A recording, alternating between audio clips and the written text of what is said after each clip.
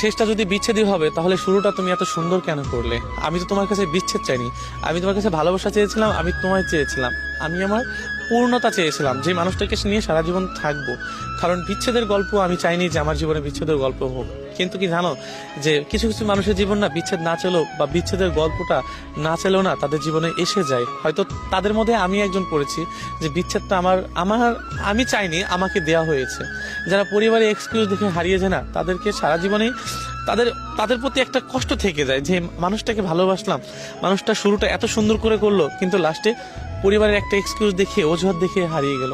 দুনিয়াতে সবচেয়ে বড় কষ্ট কি জানো, যে একটা অজুহাত, যে আমার পরিবারকে মানাইতে পারছে না, আমার পরিবার মানছে না, বা আমি তোমাকে আর চাই না, আমাদের বিচ্ছেদ হোক, এই যে একটা অজুহাত, এই কষ্টটা না দুনিয়ার কোনো ছেলেই না সহ্য করতে পারে না, বা কোনো ভালোবাসার মানুষ এটা সহ্য করতে পারে না। হ্যাঁ, কারণ চাইবেই বা কেন? যে মানুষটাকে সারা জীবন পূর্ণতায় খাতায় চেয়েছে, যে মানুষটাকে নিয়ে সারা জীবন বাঁচতেই চেয়েছে, সেই মানুষটাকে কি কখনো কেউ হারাইতে চায়? কেউ চায় না। এই জন্য না আমি তোমাকে কখনোই হারাইতে চাইনি।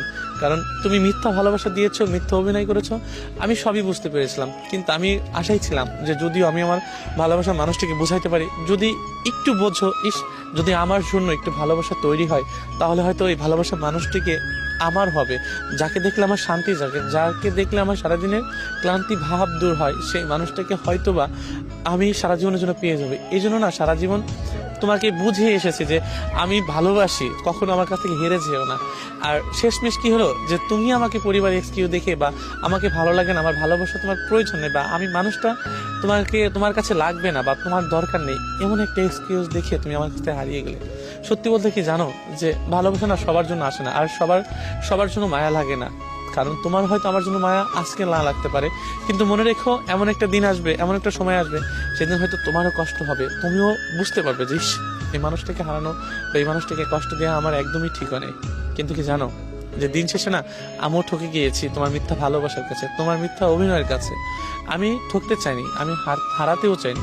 আমি চেয়েছিলাম সারা জীবন একসাথে থাকতে, তবুও পারিনি। কারণ তোমার মিথ্যা ভালোবাসাটা এতই তীব্র ছিল, বা এতটাই জঘন্য ছিল, আমি হারতে বাধ্য হয়েছি। আমি ব্যর্থ যে আমার সত্যিকারের ভালোবাসা দিয়েও তোমাকে আমি জয় করতে পারিনি। যদি আমার ভালোবাসাটা তুমি বুঝতা, তাহলে তোমার মিথ্যা ভালোবাসা তুচ্ছ হয়ে যেত। হয়তো তুমি আজ বুঝতে চাও নাই দেখা আমার ভালোবাসাটা তুচ্ছ হয়ে গিয়েছে।